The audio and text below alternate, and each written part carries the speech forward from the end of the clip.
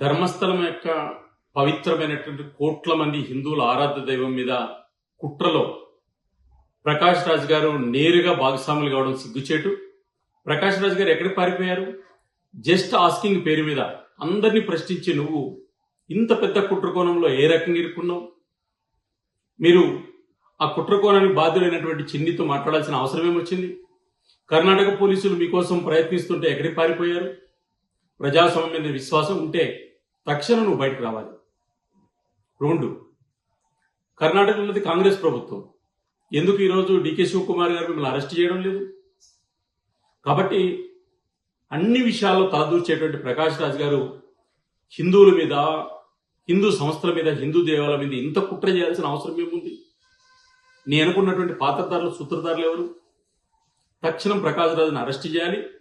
ప్రకాష్ రాజ్ గారు స్వచ్ఛందంగా ఈరోజు ముందుకొచ్చి కోట్ల మంది హిందువులకు సమాధానం చెప్పాలి. దీని అనుకున్నటువంటి యొక్క కుట్రదారులు ఎవరు వాళ్ళని కూడా బయట పెట్టాలని డిమాండ్ చేస్తారు.